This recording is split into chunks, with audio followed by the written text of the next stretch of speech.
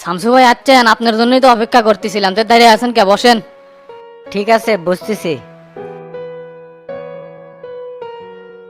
ভাই আপনাকে যে জন্য ডাকছি, বড় একটা সেটিং আছে, কাজটা যদি করতে পারি বহুত টাকা ইনকাম করতে পারবো। কি সেটিং এর কথা করছেন, খুলে বলেন। আপনার কোনো কিছু করা লাগবে না, আপনি শুধু বট গাছের মতো দাঁড়িয়ে থাকবেন। ওই বট গাছের ছত্র ছায়া নিয়েই আমরা বাকি কাজ কমপ্লিট করবো। কাজটা কি সেই কথা কওয়া যায় না? আপনি মেয়ে বেশি কথা কন। বিষয়টা যদি আপনি খুলে না বলি তাহলে তো আপনি বুঝতে পারবেন না, তাই বিস্তারিতভাবে আলোচনা করতেছি। এত বিস্তারিত আপনার কোয়া লাগবে না, আপনার সংক্ষেপে কন তো, সব আমি বুঝে রমো। আপনি হলো এলাকার এমপি, আপনার কাছে তো বহুত লোকজন বহুত সমস্যা নিয়ে আসে। যদি কেউ জমি সংক্রান্ত কোনো বিষয় নিয়ে আপনার কাছে আসে তাহলে লোককে নয় ছয় বুঝাইয়া কিছু টাকা দিয়ে জমিটা আপনার নামে দলিল করে নিয়েন। ধরেন 1 কোটি টাকার জমি ভেজাল হওয়ার কারণে আপনি 30 লাখ টাকা দিয়ে কিনে নিলেন। জমিটা কার দখলে আছে, কে খাচ্ছে সেটা দেখার সময় নাই, আপনি খালি কাগজটা নিয়ে এসে আমার আন্ডারে সাবমিট করে দিবেন। তখন জায়গার পরিমাণ দেখে বিগ অ্যামাউন্টের লোনের ব্যবস্থা করবো। কথা আপনি যত সহজে করছেন, কাম কিন্তু তত সহজে হবি না। যখন ব্যাংক থেকে লোক যায় ভেরিফাই করবি, তখন দেখবি অন্য দখলে আছে, তখন তারা বল লোন কি দিবি? দিবি কি দিবি না সেই দায়িত্ব আমার উপর ছেড়ে দেন, আমি হলাম এই ব্যাংকের ম্যানেজার। কোনো ভেরিফাই হবি না, আপনার নামে সব কাগজপাতি ঠিক আছে, আমি লিখিতভাবে ব্যাংকে দেখামো। এই কাজে কিন্তু রিস্ক আছে ভাই, যে কোনো সময় বিপদ আসতে পারে। আমার চাইতে আপনার বিপদই বেশি, এক সময় আপনার চাকরিলেই টানাটানি উঠতে পারে। জীবনে রিস্ক না নিলে কোনো গেম দিতে পারবেন না, নো রিস্ক নো গেম। এখন ক্ষমতা আছে, শক্তি আছে, এই সময় যদি কোনো 2 নম্বরে কাজ কাম না করেন তাহলে কখন করবেন? চাকরি নিয়ে আমি কোনো টেনশন করতেছি না ভাই, এর আগে এগুলা কাম বহুত করছে। এই কয়েকদিন আগে নাটোরে 2টা কাম করে দিয়ে আসলাম। 2-3 বছর টানা কাম করবো, তারপরের বছর এর থেকে ট্রান্সফার নেবো, হিসাব ক্লিয়ার। টেকা থাকলে এই দুনিয়া সব কিছু করাই সম্ভব, কারণ প্রত্যেকটা মানুষই টেকার কাছে দুর্বল। আপনার মাথায় বুদ্ধি আছে ভাই, জীবনে অনেক কিছু করতে পারবেন। বুদ্ধি না থাকলে কি আর এই দুনিয়া চলা যাবে ভাই? খরচ তো প্রচুর। এই যে কয়েকদিন আগে মরিচের দাম আসছিল 1200 টাকা কেজি। 2টা ছোল বাইরে থেকে পড়াশোনা করে, আবার বউ আবার মাসের মধ্যে 2বার পার্লারে যায়, সামান্য বেতন দিয়ে আর খরচ চলে ভাই? আমি এই ব্যবসাটা বহুত আগের থেকে করি ভাই, বহুত লোকে এগুলো করে দিছি, তারাও ভালো আছে, আমিও ভালো আছি। যেহেতু আপনি এলাকার প্রভাবশালী লোক, আপনার কাছে বহুত লোকজন এইসব কাজ নিয়ে আসবে, কাজটা শুরু করে দেয় তাহলে অল্প সময়ে বহুত টাকা ইনকাম করা যাবে। এই বয়সে কামাই কিছু না করলে পরে কিন্তু পস্তান লাগবে। ঝড়ের সময় আম কুড়ানো উচিত ভাই, ঝড় চলে গেলে তো আর আম কুড়াতে পারবেন না। বাচ্চা থাকবার গেলে আম তো কুরন লাগবে। আচ্ছা, টাকা ভাগ করবেন নি কি সিস্টেমে? টাকা যা হবে সব 50-50, আর লোন যত বেশি করে দেওয়া যায় সেই দায়িত্ব আমার। আপনার শুধু একটাই কাজ, ভেজালে জমি আপনার নামে কিনে নেওয়া। যেই টাকা দিয়ে আপনি জমি নেবেন সেই টাকা আপনাকে পরিশোধ করে দিয়ে বাকি টাকা 50-50 করে ভাগ করে নিব। এরকম কেস তো কিছুদিন আগে আমার কাছে আসছিল, কিন্তু আমি তো ছেড়ে দিলাম। আপনার কাছে যে এত ভালো লাইন আছে, এটা যদি আগে জানতাম তাহলে তো এটা দিয়ে শুরু করতাম। ভাই এটা কোটি টাকার খেলা, মাসে যদি 1 টাকা আম করতে পারে তাইলে লালে লাল। আপনি শুধু ছায়া দিয়ে যান, আপনার আশপাশের চেংরা বেড়াক দিয়ে কাম বাইনা নিব। আবারও করছি, এমপির পথ চলে গেলে এগুলো কাজ কাম কিন্তু হাতছাড়া হয়ে যাবে, তাই এখনই সুযোগ। মিলামিশা 2 ভাই কাজ করি, দেখেননি অনেক টাকা ইনকাম করতে পারবো।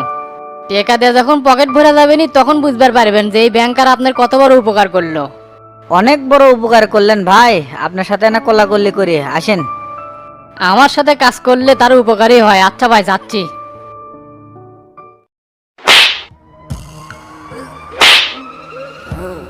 ভাই এটা কি হলো, আমাকে মারিচ্ছেন কে? এই মাদ্রাসত তোরা হলো শিক্ষিত শয়তান, তোরাই তো জাতিক ধ্বংস করতিছু। কত অসহায় মানুষ জীবনের সাথে সংগ্রাম করে শহরে জায়গা কিনছে, আর তাগের ওপর তুই ধান্দা করিস। তোদের মতন বড় বড় দায়িত্বশীলরা যখন টেকার মহে পড়ে অন্যায় কাজ করে, তখন সাধারণ মানুষজন যাবি কোথায়? ভাই আপনি তো কিছুক্ষণ আগেই ঠিক আছিলেন, খারাই উল্টে গেলেন কৃষক। উল্টো হ্রদে জন্ম তো, তাই উল্টেলে পাল্টে যাই, পাল্টেলে উল্টে যাই। তো সাহস দেখে আমি অবাক হয়ে যাই, তুই সকাল থেকে এই কথা করার জন্য আমাকে ফোন দিচ্ছিল। তুই জানিস না এই শামসু কোনোদিন অন্যায় করে না, আর অন্যায়কে পরছাই দেয় না। তোর মতন লোক ওই চেয়ারে বসার যোগ্য না। চ আজ তোকে থানার দমো। স্যার আমার ভুল হয়ে গেছে স্যার, এবারকার মতো আমাকে ক্ষমা করে দেন। এই চাকরিটা চলে গেলে আমার রাস্তায় রাস্তায় বউ চললে ঘুরে ভিক্ষে করে খাওয়া লাগবে। আপনি দয়া করেন স্যার, এত বড় কঠোর আপনি আমার উপর হবেন না, মানুষেরই তো ভুল হয়। এবারকার মতো ক্ষমা করে দেন, নেক্সট টাইম যদি কোনো ভুল করি আপনি যে শাস্তি দিবেন মাথা পাইতে নেবো। মানুষকে ভালো হওয়ার জন্য একটা করে সুযোগ দেওয়া লাগে, তুই যেহেতু সুযোগ চাইছু তোকে দিলাম। এই ধরনের অপরাধের সাথে তুই যদি জড়াস আর আমি যদি জানবার পাই, সেদিন কিন্তু আর কোনো ছাড় নাই। 70-80 হাজার টাকা বেতন পাস, তাও তোর মন ভরতিছে না। তোর যদি কোটি টাকাও দেয় তাও তোর মন ভরবি না রে। তোর অন্তর একবারই পচে গেছে। নিজেকে পরিবর্তন কর, জীবনটা অনেক সুন্দর, বুঝতে পারবো। বউ ছেলের চাহিদা মিটাবার যায় অন্যায় করব, এই অন্যায়ের ভাগ কিন্তু তুলে নিতে হবে। তাই বুঝে শুনে কাজ করা লাগবে, না হলে এমন ধরা খাবো সেদিন কিন্তু পালানের পথ পাবো না। ঠিক আছে, গেলাম। ভালো হয়ে যা, ভালো হতে কিন্তু পয়সা লাগে না। আমি হলাম ব্যাংকের ম্যানেজার আর আমার গায়ে হাত, এত বড় অপমান তো মেনে নেওয়া যায় না। সময় আর সুযোগ বুঝে এই প্রতিশোধ আমি নিমুই। মাইরে আমার গালটা লাল করে দিছে। থামসুক দিয়ে হবি না, লোক চেঞ্জ করা লাগবে। কার সাথে কথা বলে 100 কাজ হবি তাকে খুঁজে বার করা লাগবে। আশেপাশে তো কেউ নাই, মায়ের দেখাছি এটা কেউ দেখে নাই। সবুজ, সবুজ, ঠান্ডা এক গ্লাস পানি নিয়ে এসো।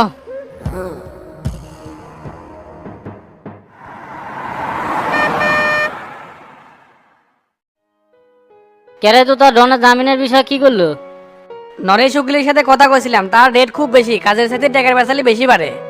পরে ওটি আর হলো না। রহমত উকিল আছে না, ওর সাথে কথা ফাইনাল করে চলে যাচ্ছি। কথা বেচা খাওয়া লোকজনগুলো এরকমই হয়। হাইকোর্টের উকিলগুলো তো আরো করা, তো জামিন করার সময় টের পাচ্ছি এটা আমি। মাথা খালি আমার পোপো করে ঘুরতেছে, হারামজাদারা এতই পেরা হামাক দিল। রাজনীতি করবার গেলে অনেক প্যারা আসবি, আর এগুলা সহ্য করে যাওয়া লাগবে। সামান্য এই প্যারাতেই যদি তুই এরকম অতিষ্ঠ হইস তাহলে আর কিভাবে রাজনীতি করবি তুই? কর্মীরা প্যারাও দিবি আবার টাকাও ইনকাম করবি। কথায় আছে না, দুধের গায়ে লাথি দিলেও ভালো। এই জন্যই তো একের পর এক লাত্তিগুলো হজম করে যাচ্ছি। তে ভাই, আপনি ঢাকা থেকে আসছেন কতদিন? আজকে আসলাম ঢাকার থেকে। আর ঢাকার তো তোর নামে খুব কাটি চলিচ্ছে, কমিটি আবার ভাঙ্গা দেয় নাকি সেই চিন্তাই করছে। এলে কেটা কাটি নাড়াচ্ছে সেটা কিন্তু আমার ভালো করেই জানা আছে। এই কমিটি ভেঙে গেলে আমি কিন্তু 2-3টা মারা করে ফেল দেবো। খালি মার্ডার করলে কি সব সমস্যার সমাধান হবি? ডনে ঘর না বুঝাই, ওরা জানি ঠান্ডা মাথা রেখে কাজ কাম করে। ওরা যে অকামটা করছে, শামসু কিন্তু এর প্রতিশোধ হারে হারে নিবে। না না, হলে ওরা ভুলে গেছে, যেটা ঘটে গেছে সেটা তাড়াতাড়ি ভুলে যাওয়াই ভালো। ডন অপরাধ করলো, তার জন্য তুই শাস্তি পালো, জেল কাটলো, আবার মারবি কিসে? তোর কথায় তো আর কাম হবি না। খালি শামসুর সামনে পড়িস, যেটি পাবে সেটি তোকে চড়াবে। এইবার যান গায়ে হাত তুলে দেখে, সেই দিন ওর মৃত্যুর ঘন্টা বাজে দেবো। দিনের পর দিন ধরে ধরে অনেক সহ্য করছি, আর না। সময়ে সবকিছু বলে দিবেনি। আর ধনুটের কমিটির কি করলো, কোনো সিদ্ধান্ত নিছু? কি আর সিদ্ধান্ত হবি, সবিক তো সেই ভেটো দিছে।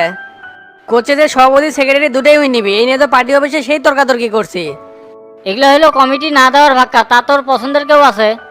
ওই যে খালেক মাস্টার আছে না, দীর্ঘদিন ধরে তো দলের জন্য খাটিচ্ছে, ওক সভাপতি বানালে আমাদের জন্য উপকার হলি। ওগুলো আদর্শবান লোকক নেতা বানালে কিন্তু কামাই হবি না, সেটা কিন্তু ভালো করে মাথাতে রাখিস। তাহলে ইয়া করি, গিট্টু মসজিদের সভাপতি বানাই, ওই তো মাঝে মাঝে ডালও বিক্রি করে, তাতে করে কামাইও হবি, আবার ওর পিছিয়ে লোকও আছে, ওর দাপটও আছে। প্রোগ্রামে কর্মী আর স্লোগান নিয়ে চিন্তা করা লাগবে না, সবকিছু একাই হ্যান্ডেল করবি। এই তো রাজনীতি বুঝছু, নেতা হলে কত কর্মীরা এসে তেল মারে। সময় কিন্তু খুব অল্প, যা করার আগেই করে নেওয়া লাগবে। তুই গিট্টু মসজিদকে সাপোর্ট কর, টাকা পয়সা কোন দিক দিয়ে কি করা লাগে সেটা আমি দেখেছি। আপনি বড় ভাই, আপনি একটা কথা বলছেন, সে কথা না রাখলে হবি। এদিকে গাবতলির কমিটি নিয়ে ভেতরের মধ্যে আছি, সেটি যে আবার কি হয় কিছুই বোঝা যাচ্ছে না। প্রত্যেক উপজেলা কমিটি দিবার গেলেই সমস্যা হবে, কারণ শামসু চালায় এটি সফিকক। শুনলাম যে উপজেলা সফিক আবার তলে তলে কর্মী বাড়াচ্ছে, সেই দিকে আবার একটু লক্ষ্য রাখিস। উল্লেখ নিয়ে আপনি চিন্তা করেন না, তলে তলে এমন প্যাঁচ মারমু সবিক প্যাঁচ খুলতেই পারবি না। আর প্রত্যেকটা উপজেলার যায় যায় সম্মেলনের মাধ্যমে কমিটি ফ্লাশ করবো। তাহলে ভাই আজকে উঠি, কাল আবার ডনের জামিনের ডেট আছে, ওগুলির সাথে আর একবার কথা কওয়া লাগবে। আচ্ছা যা, কি হয় না হয় সেটা কিন্তু আমাকে জানাইস। গুরু আসসালামু আলাইকুম, কেমন আছেন? ওয়ালাইকুম আসসালাম। কেরে ওই দিকের খবর কি কত? আল্লাহর রহমতে সবকিছু ঠিকঠাক আছে। ইঞ্জিনের তো নকশা প্রস্তুত করছে, সামনে শুক্রবারে ভিত্তি স্থাপন করবে চাচ্ছি। আপনি কি ফ্রি আছেন? হ্যাঁ ফ্রি আছি, এদিককার কাম শুক্রবার আগে সব শেষ করে হলাম মনে। তাহলে বৃহস্পতিবার দিন রাতেই চলে আসেন, শুক্রবার দিন কাজ স্টার্ট করে দেবনি। ঠিক আছে, বৃহস্পতিবার দিন রাতে তোর সাথে দেখা হচ্ছে। আচ্ছা, আর এই মুখে সামান্য কিছু কাম আছে, ওটা আমি কমপ্লিট করে লই।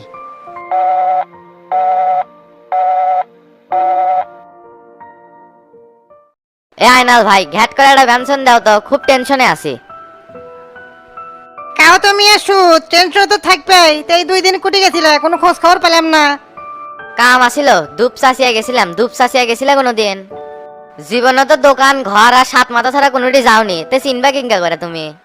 আমি দুপ চাচিয়ে গেছি কি না গেছি তুমি কি জানো? খালি মেয়ে বেশি কথা কও। তে ডন আর বিচ্ছু সেলিম যে জেলত গেছে সেটা কি শুনছাও? হ্যাঁ জানিবে, শালাগরে উচিত শিক্ষা হচ্ছে, শালাগরে খুব বার বাড়ছিল। আমি তো আল্লাহর কাছে দোয়া করেছি যাতে ওরা 2, 4, 5 বছরের মধ্যে বান না হয়ে পারে। তোমাকে চেনা বড় মুশকিল, তুমি কখন কার পক্ষে হও একমাত্র আল্লাহ ছাড়া কেউ কয়ে পারবি না। সুযোগ বুঝে সব লাইনে আমার থাকা লাগে, সেটা তুমি বুঝবে না। সুদের উপর টাকা লাগাই, সব দিকে তাল না রাখলে আমার চলবে। সেটারও মানুষ হয় চিটিং পাটপার, কখন কোন কথা কুটি কবি তাল পায় না। তুমি মেয়ে আমার নামে তো তা ভাইয়ের কাছে উল্টা পাল্টা পিন লাগাছো কে? আমি তোমার ভালোর জন্যই কথাগুলো কলাম, আর তুমি কথাগুলো উল্টো হবে লাগালে। এলি একজনের কথা অন্যজনে কোয়া বাদ দিও, এলি তো মাগি মানুষের কাম। ধুর মেয়া, মিশাই এক বালায় কথা দান করো না, আমার তো তার সাথে দেখাই হয়নি। ও কাম করে কি কেউ শিকার হয়? তুমি তো মেয়ে 1 নাম্বার বিটলে। তোতা ভাইয়ের সাথে যে তোমার ঘুটু লাইন আছে তা আমি ভালো করেই জানি, টেকা না পাওয়া পর্যন্ত তার পিছু ছাড়বে না। তুমি এখন এর থেকে যাও তো, তোমার সাথে কথা কর রিক্স, কি কমু আর তুমি কি যা ছড়াবে। লে একটা বিড়ি দে, খেয়াই যাই। সত্যকর মানুষের লজ্জা কম, এত কথা কলাম তা বিড়ি নিশা যাচ্ছে না। ভালো হও ভালো হও, সময় এখনো আছে, মোরা তো একদিন লাগবে। এই টাকা পয়সা ধন দৌলত করলে কবরে নিয়ে যেতে পারবে না, খালি হাতেই যাওয়া লাগবে। ধুর মেয়া, অত কথা না কয়ে তাড়াতাড়ি সিগারেট দাও। ভালো কথা শোনার জাত তো এরা না, এই গু খাবি। ভাই আয়নার সামনে দাঁড়ালে নিজে চিনবেরই পারছি না। হায় রে আমার শখের চুল, 5 বছর ধরে এই চুল রাখিছি, এই চুল কেটে আমাকে কি বেনে দিছে। চুপ করবে, মুষ্ট যে এখন আছে আমার রিকোয়েস্টে। যেরম করে করছু মনে জেলে তার তুই ফ্যাশন করবে, আর যা করে দিছে সেটাই ভালো। এল্লা আমার আর ভাল লাগিচ্ছে না। জামিনের কি হলো? তোতা ভাই বাইরে থেকে কি করিচ্ছে? এক সোয়ার মেরে কান একবার লাল করে দেবো, কথা ডাইস ঠিক কর। তোতা ভাই সকাল সন্ধ্যা হামাকের জন্য খাইটে মরিচ্ছে, আর তার নামে আজে বাজে কথা। মাথা আমার ঠিক নাই, চুল কাটার পর মাথা আমার পাগলা হয়ে গেছে, বাড়ি দিয়ে মাথা ফেটে ফেল দেয় নাকি? দুনিয়ার মানুষ আমার সাথে খালি শত্রুতা করিচ্ছে, এল্লা জ্বালা আমি কুটি থুই। মাথা ফাটারে মরদ তুই না, তোকে আমি চিনি না, তোর খালি চাপাটাই আছে। আমার কিন্তু কিছুই ভাল লাগিচ্ছে না। দুইজনকে একসাথে থোয়ার ব্যবস্থা করেন তো। আপনি থুছে এক রুমে, আমাকে থুছে আরেক রুমে। এক মোটুর সাথে আছি, সেই শালা সারা রাত নাক ডাকে, এক ফোঁটা ঘুম পারবে দেয় না। কি যে এক জ্বালার মধ্যে আছি, ওই শালাক মারবেরও পারিচ্ছে না। একবার মারে যে সুজন খাইছি ভাই, আপনার সাথে থাকলে না সাহস পাই। শোন, এটি কারো হুকুম চলে না, একজনের হুকুমই চলে, সেটা হলো পুলিশ। কষ্ট করে কালকের দিন পর্যন্ত থাকে, কালকে আমাদের জামিনের ডেট আছে। আর যদি বেশি ঝামেলা পাকাস পুলিশ কি দেয় সেটা তো ভালো করে জানিস। হ ভাই, সেটা আমি ভালো করেই জানি। একবার ঠেলা খাই যে সুজন বুঝছি, আল্লাহর কাছে তাই বারবার করে করছে আমাকে যেন ভালোভাবে বের করে দেয়। তে যা, দুপুরে খাওয়ার টাইম হয়ে গেল, থাল বাটি নিয়ে যায়, ভাত নিয়ে আয়। একদিনও আপনি গেলেন না, সব দিনই গেলে আমাকে দিয়ে নিয়ে আসান। হাই রে, ওটি মানুষের ভিড়, ওটি থেকে ভাত নিয়ে আসা যে কি চোদন সেটা একমাত্র আমি জানি। আমি তোর বস, বসের যদি সেবা না করিস জীবনে বড় হবে পারবো? আজকালকার চেংরা ফেংরা গুণীজনক সম্মান দিতে জানে না। তে যা, তাড়াতাড়ি যা। আচ্ছা ভাই, যাচ্ছি। ভাই চা খাবেন না কফি খাবেন? চা কফি কিছুই খামু না, বাইরে প্রচুর গরম, তুই একটা কোক দে।